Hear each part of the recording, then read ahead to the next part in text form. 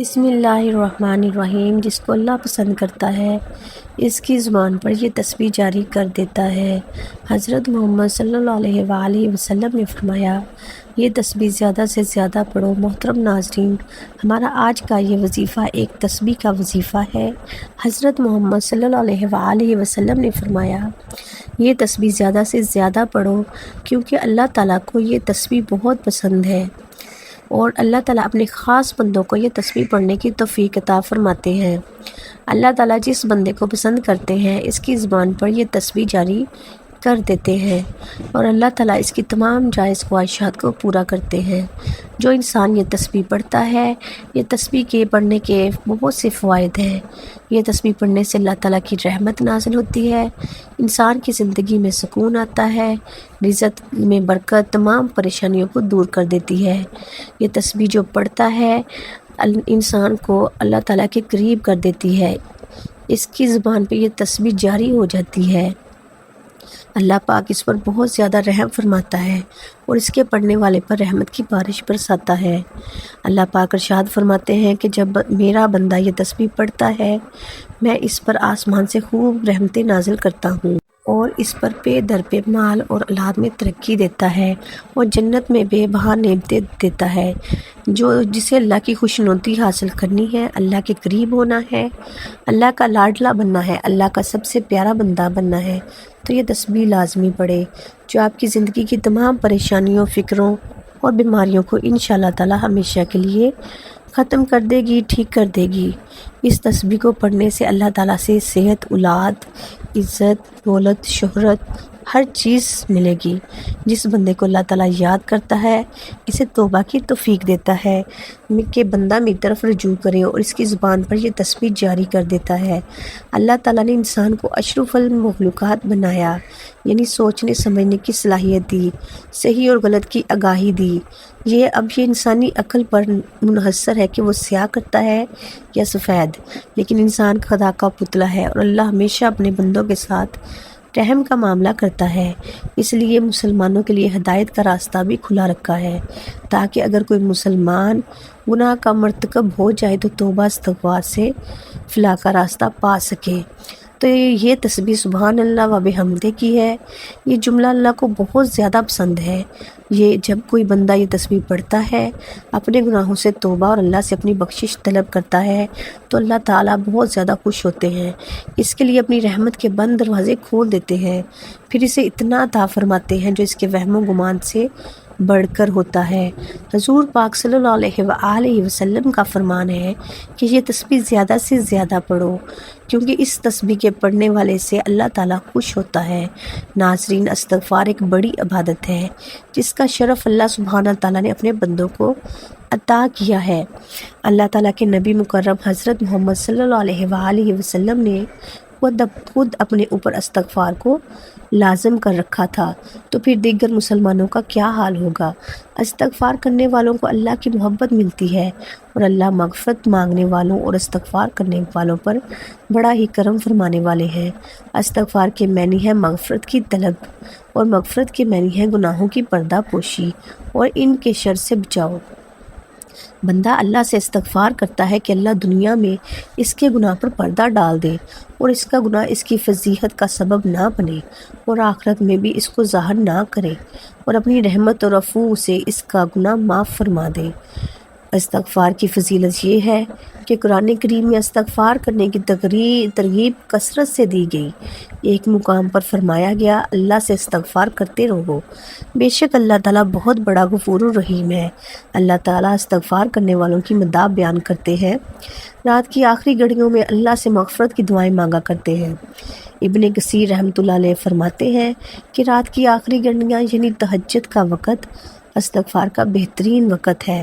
حضرت یعقوب علیہ السلام کو ان کے بیٹوں نے جب معافی کی درخواست کرنے کو کہا تو انہوں نے سحر کا وقت کا انتظار کیا، اور سحر میں اللہ تعالیٰ سے ان کے لیے معافی کی درخواست کی، اور اللہ تعالیٰ بیان فرماتے ہیں کہ جو لوگ اس کے حضور استغفار کرتے ہیں وہ ان سے کیا معاملہ کرتا ہے کہ اگر کوئی شخص برا فعل کر گزرے یا اپنے نفس پر ظلم کر جائے اور اس کے بعد اللہ سے درگزر کی درخواست کرے، تو اللہ درگزر کرنے والے اور رحم فرمانے والے ہیں۔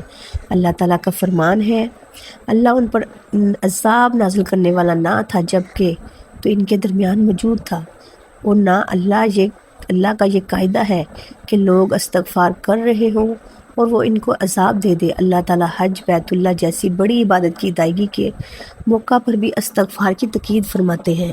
پھر جہاں سے لوگ پلٹتے ہیں وہیں سے تم بھی پلٹو اور اللہ سے معافی چاہو، یقیناً وہ معاف فرمانے والا اور رحم فرمانے والا ہے۔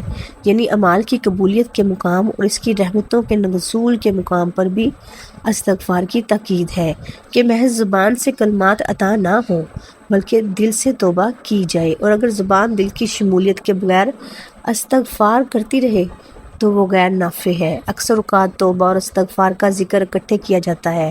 استغفار اس کیفیت کا نام ہے جب بندہ اللہ کے سامنے اپنے گناہوں کی مغفرت زبان سے مانگتا ہے، اور توبہ اس کے دل اور رضا سے اس کا گناہ اثر ختم کر دینے کا نام ہے۔ توبہ میں ایسی ندامت پائی جاتی ہے کہ بندہ اس گناہ کا دوبارہ ارتکاب کرنے کا خیال بھی نہ لائے اور اسے اپنے اعمال کے دفتر سے بھی مٹا دینا چاہیے۔ استغفار کا حکم دعا کا ہے، جیسے اللہ رب العالمین قبول یا رد کر دیتا ہے، اور جب دعا منکسر المزاجی سے مانگی جائے اور بندہ عفو کا طالب ہو تو رب کریم اس کی مغفرت فرما دیتے ہیں۔ استغفار کرنے والوں پر رب العالمین نعمتوں کا دروازہ کھولتے ہیں۔ اللہ تعالیٰ کا ارشاد ہے، اور یہ کہ تم اپنے رب سے معافی چاہو اور اس کی طرف پلٹ آؤ تو وہ ایک مدت خاص تک تم کو اچھا سامان زندگی دے گا اور ہر صاحب فضل کو اس کے فضل عطا کرے گا۔ یعنی آخرت ہی میں نہیں، اس دنیا میں بھی مستغفرین کو مال و متاع عطا کیا جاتا ہے، اور صرف فرد ہی نہیں بلکہ قوموں کی زندگیاں بھی بدل دی جاتی ہیں۔ اللہ تعالیٰ کا یہ حکم حضرت ہود علیہ السلام کو اپنی قوم کو سنایا، اے میری قوم کے لوگوں، اپنے رب سے استغفار کرو پھر اس کی طرف پلٹو، وہ تم پر آسمان کے دہانے کھول دے گا اور تمہاری موجودہ قوت پر اور قوت کا اضافہ کرے گا۔ مجرموں کی طرح منہ نہ کھولو۔ اللہ کی نافرمانی کرتے ہوئے جو قوم اپنے برے انجام کی جانب چلی جا رہی ہو، اگر وہ اپنی غلطی کو محسوس کر لے اور نافرمانی چھوڑ کر خدا کی بندگی کی طرف پلٹ آئے تو اس کی قسمت بدل جاتی ہے، اس کی مہلت عمل میں اضافہ کر دیا جاتا ہے، اور مستقبل میں اس کے لیے عذاب کی بجائے انعام، ترقی اور سرفرازی کا فیصلہ لکھ دیا جاتا ہے۔ نافرمانوں کے لیے استغفار عظیم رحمت ہے۔ قرآن کریم میں نافرمان قوموں کو استغفار کرنے کی ترغیب دی گئی۔ ارشاد ہے، دیکھو اپنے رب سے معافی مانگو، اس کی طرف پلٹ آؤ، بے شک میرا رب رحیم ہے اور اپنی مخلوق سے محبت رکھتا ہے۔ یہ اللہ تعالیٰ کی اپنے بندوں پر بڑی عنایت ہے کہ وہ جب بھی اپنے افعال پر نادم ہو کر اس کی جانب پلٹتے ہیں اور استغفار کرتے ہیں تو انہیں اپنے وسیع دامن رحمت میں سمیٹ لیتا ہے، کیونکہ اپنی پیدا کی ہوئی مخلوق سے وہ بے پناہ محبت رکھتا ہے۔ اللہ تعالیٰ نے بندوں کو خود بھی استغفار کرنے کی ترغیب کی۔ پیغمبروں نے بھی اللہ سے مغفرت کی سفارش بھی۔ حضرت یوسف علیہ السلام کے بھائیوں کا معاملہ جب کھل گیا تو انہوں نے والد سے کہا کہ ہمارے لیے اللہ سے معافی مانگیں۔ سب بول اٹھے، ابا جان آپ ہمارے گناہوں کی بخشش کے لیے دعا کریں، واقعی ہم خطا کار تھے۔ اس نے کہا، جس اپنے رب سے تمہارے لیے معافی کی درخواست کروں گا وہ بڑا معاف کرنے والا اور رحیم ہے۔ ابراہیم علیہ السلام نے بھی اپنے والد کے لیے استغفار کرنے کا وعدہ کیا تھا۔ ابراہیم علیہ السلام نے کہا، ممکن ہے کہ آپ کو میں اپنے رب سے دعا کروں گا کہ آپ کو معاف کر دے، میرا رب مجھ پر بڑا ہی مہربان ہے۔ اور کہتے ہوئے انہوں نے باپ کو یہ بھی بتا دیا تھا کہ میں آپ کے لیے معافی ضرور چاہوں گا اور میرے اختیار میں کچھ نہیں ہے کہ میں آپ کو اللہ کی پکڑ سے بچوا لوں۔ حضرت ابراہیم علیہ السلام نے انتہائی محتاج لہجے میں اس وعدے کے مطابق دعا کی تھی، مگر جب آپ علیہ السلام کی نظر اس جانب گئی کہ ان کا باپ تو کھلم کھلا خدا کا باقی ہے تو وہ اس دعا سے بھی باز آ گئے، اور ایک سچے وفادار مومن کی طرح انہوں نے باغی کی ہمدردی سے صاف صاف انکار کر دیا۔ انبیاء علیہ السلام کا استغفار انبیاء علیہ السلام کے گناہوں سے پاک ہوتے ہیں اور اللہ تعالیٰ ان کی حفاظت فرماتے ہیں، لیکن ہم دیکھتے ہیں کہ ہمیں جا بجا ایسے واقعات ملتے ہیں جب اللہ تعالیٰ کے یہ برگزیدہ بندے بھی اس کے حضور رکوع و سجود میں جھکے ہوئے ہیں اور اس کے سامنے عاجزی سے کھڑے استغفار کر رہے ہیں اور معافی اور مغفرت مانگ رہے ہیں۔ حضرت آدم جو جنت کا پھل کھانے کے بعد اللہ سے مغفرات کے کلمے سیکھ کر دعا مانگتے ہیں، اے رب ہمیں اپنے اوپر ستم کیا، اب اگر تو نے ہمیں درگزر نہ کیا، نہ فرمایا اور رحم نہ کیا تو یقیناً ہم تباہ ہو جائیں گے۔ حضرت نو اپنے کافر بیٹے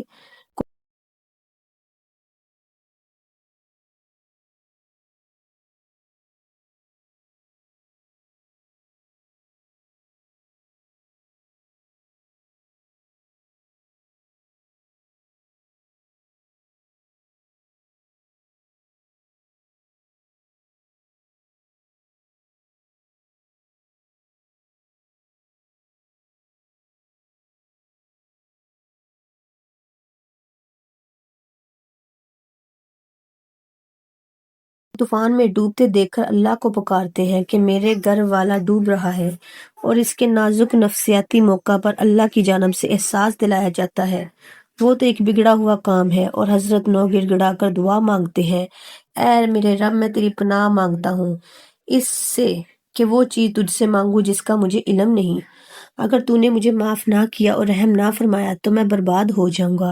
ایک حدیث میں آپ صلی اللہ علیہ وآلہ وسلم فرماتے ہیں، گناہوں سے صحیح اور پختہ توبہ کرنے والا شخص ایسا ہے کہ گویا اس نے گناہ کیا ہی نہ ہو۔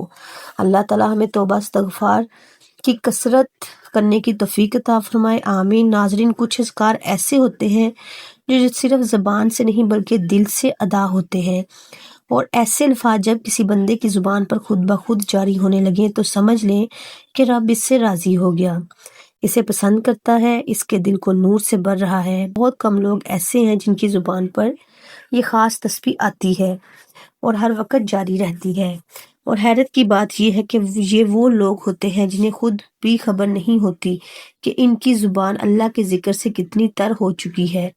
یہ تسبیح عام نہیں، یہ اس بندے کی پہچان ہے جسے اللہ نے اپنی قربت عطا کر دی ہو، اور نبی کریم صلی اللہ علیہ وآلہ وسلم نے ایسے لوگوں کے بارے میں وہ الفاظ فرمائے ہیں جو دل کو ہلا کر رکھ دیتے ہیں۔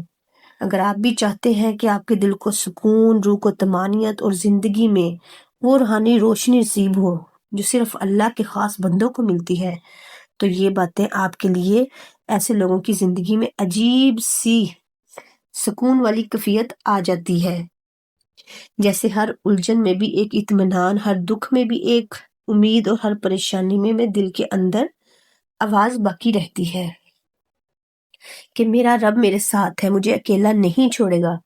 لوگ حیران ہوتے ہیں یہ کیسا سکون ہے، لیکن وہ خود نہیں جانتے کہ ان کی زبان پر جو ذکر جاری ہے وہی ان کی دعاؤں کی قبولیت کا راز ہے۔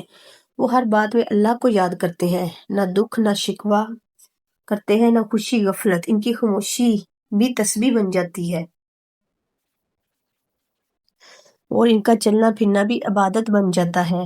ایسے بندے جب کسی محفل میں بیٹھتے ہیں تو ان کی موجودگی ان کے دل کو سکون دیتی ہے، جیسے روشنی کی کرن دلوں کو چھو جائے، اور ان کی دعائیں صرف اپنے لیے نہیں بلکہ امت کے لیے ہوتی ہیں۔ یہ وہ لوگ ہوتے ہیں جنہیں رب سن لیتا ہے اور اپنی زندگی کا رنگ سب سے الگ ہوتا ہے۔ ناظرین، کبھی بھی ایسے انسان جو اپنی زندگی میں سب سے بڑے مسئلے کا حل صرف ایک جملے میں پا لیتا ہے، لیکن وہ جملہ تب تک اس کے دل میں اترتا نہیں جب تک دل کا دروازہ اللہ کی طرف سے نہ کھلے۔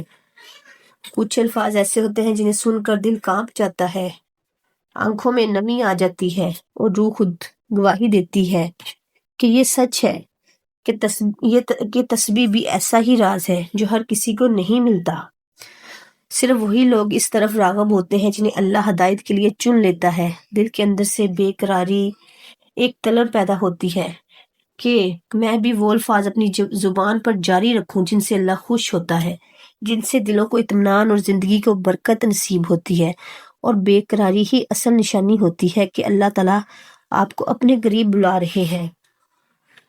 تو جب انسان ایک بار یہ احساس ہو جائے کہ رب کی طرف پلٹنے والا راستہ یہی ہے تو پھر وہ دن رات ایک کر دیتا ہے، اسی نور کے لیے، اسی طلب کے لیے اور اسی تسبیح کے لیے جو اس کے اللہ کے محبوب بندوں کی صف میں سے شامل کرتی ہے۔ یہ تسبیح ان بندوں کی زبان پر جاری کر دی جاتی ہے جنہیں اللہ تعالیٰ خاص یاد کے لیے منتخب فرما لیتے ہیں، اور اس کا جاری ہونا اس بات کی علامت ہے کہ بندہ اللہ کی رضا کے قریب ہو چکا ہے۔ نبی کریم صلی اللہ علیہ وآلہ وسلم نے فرمایا، سبحان اللہ و بحمدہ وہ کلمات ہیں جو زبان پر ہلکے اور میزان میں بہت بھاری ہے اور اللہ کو بے حد محبوب ہے۔ اس تسبیح کو روزانہ کم از کم 100 مرتبہ دل کی توجہ اور یقین کے ساتھ پڑھنا ایسا عمل ہے جو انسان کو صرف اللہ کے محبوب بندوں میں شامل نہیں کرتا بلکہ دنیا میں عزت، رزق، شہرت، صحت اور سکون جیسی نعمتوں کا دروازہ بھی کھول دیتا ہے۔ یہ تسبیح غربت میں کشادگی، بیماری میں شفا اور دل میں بے سکونی میں اطمینان کا باعث بنتی ہے۔ یہ الفاظ برکت کے دروازے کھولتے ہیں اور ایسے ذرائع پیدا ہوتے ہیں جہاں انسان سوچ بھی نہیں سکتا۔ یہ تسبیح نہ صرف ناممکن کو ممکن بناتی ہے بلکہ انسان کی زندگی کو سراپا نور، پاکیزگی اور عزت سے بھر دیتی ہے۔ اس کا دوام بندے کو اس دنیا میں وہ مقام عطا کرتے ہیں کہ آخرت میں بلند درجہ۔ اللہ کے نبی صلی اللہ علیہ وآلہ وسلم بتا رہے ہیں کہ جس نے دن میں 100 بار سبحان اللہ و بحمدہ کہا، اس کے گناہ بخش دیے جاتے ہیں اور مٹا دیے جاتے ہیں، چاہے وہ سمندر کی جھاگ کے برابر ہی کیوں نہ ہو، اور سمندر میں موجوں اور لہروں کے وقت ظاہر ہونے والے سفید جھاگ کے برابر ہی کیوں نہ ہو۔ یہ اجر و ثواب دن میں لگاتار دعا پڑھنے اور وقفے وقفے سے دعا پڑھنے والے دونوں کو حاصل ہوتا ہے۔ ایک صحابی رضی تعالیٰ عنہ حضور کی خدمت میں حاضر ہوئے اور عرض کی، دنیا میں مجھ سے پیٹھ پھیر لی، اور فرمایا کہ وہ تسبیح تمہیں یاد نہیں جو تسبیح ملائکہ کے فرشتوں نے کی اور جس کی برکت سے روزی دی جاتی ہے۔ خلق دنیا یعنی مخلوق آئے گی تیرے پاس ذلیل و خوار ہو کر، دن بھر میں کم از کم 100 بار کہا کر کے سبحان اللہ و بحمدہ۔ ناظرین، سبحان اللہ و بحمدہ اور استغفار پڑھنے والے بندے اللہ کو بہت ہی زیادہ پیارے لگتے ہیں۔ تو جب آپ یہ تسبیح پڑھیں گے تو سوچیں اللہ اس بندے سے کتنا خوش اور راضی ہوگا، اللہ پاک وہ بندہ کتنا پیارا لگے گا۔ پھر جب آپ اللہ تعالیٰ سے اپنی حاجت کے لیے دعا کریں گے تو کیا ایسا ہو سکتا ہے کہ اللہ تعالیٰ آپ کی حاجت پوری نہ فرمائے یا آپ کی دعا کو رد کر دے؟ اللہ پاک تو خود فرماتا ہے، اے میرے بندو، مانگ تجھے کیا چاہیے، جو کچھ بھی مانگے گا میں عطا کروں گا، انشاءاللہ میرا مالک آپ کو سب کچھ دے گا، دنیا کی ہر چیز آپ کے قدموں میں ہوگی، بس آپ نے پورے یقین سے کسی بھی نماز کے بعد یہ عمل کرنا ہے۔ یہ وظیفہ پڑھنے سے پہلے آپ نے درود پاک پڑھنا ہے، اللہم صلی علی محمد وعلی آل محمد کما صلیت علی ابراہیم وعلی آل ابراہیم انک حمید مجید، اللہم بارک علی محمد وعلی آل محمد کما بارکت علی ابراہیم وعلی آل ابراہیم انک حمید مجید۔ درود پاک پڑھنے کے بعد آپ نے کم از کم 100 مرتبہ سبحان اللہ و بحمدہ لازماً پڑھنا ہے اور 100 مرتبہ استغفر اللہ لازماً پڑھنا ہے، اور اگر کثرت کے ساتھ پڑھنا ہے تو پھر 300 مرتبہ لازمی پڑھنا ہے، یعنی کہ 3 تسبیح سبحان اللہ و بحمدہ ہی کی پڑھ لو۔ اس کے بعد آپ نے سورہ فاتحہ 11 بار پڑھنی ہے جو شروع میں پڑھا تھا، اور اس کے بعد آپ نے وہی درود پاک پڑھنا ہے جو شروع میں پڑھا تھا۔ میری دعا ہے کہ اللہ ہمیں ان بندوں میں شامل فرمائے جن کی زبان پر تیرا ذکر خود بخود جاری رہتا ہے، ہمیں بھی اپنے الفاظ بندوں میں لکھ لے جنہیں تو پسند فرماتا ہے، ہمارے دلوں کو اپنی یاد سے آباد کر دے، ہماری زندگی کو اپنی رضا سے بھر دے، اور دنیا اور آخرت میں ہمیں ان بلند مرتبوں پر فائز فرما جو صرف تیرے محبوب بندوں کو عطا ہوتے ہیں، آمین یا رب العالمین۔ ناظرین، آخر میں گزارش ہے کہ اپنے رزق اور برکت میں وسعت اور کشادگی کے لیے اللہ تعالیٰ کے 99 ناموں میں سے کوئی ایک نام کمنٹ باکس میں ضرور شیئر کیا کریں۔ اللہ تعالیٰ ہم سب کا حامی و ناصر ہو، آمین۔ جزاک اللہ، اللہ حافظ۔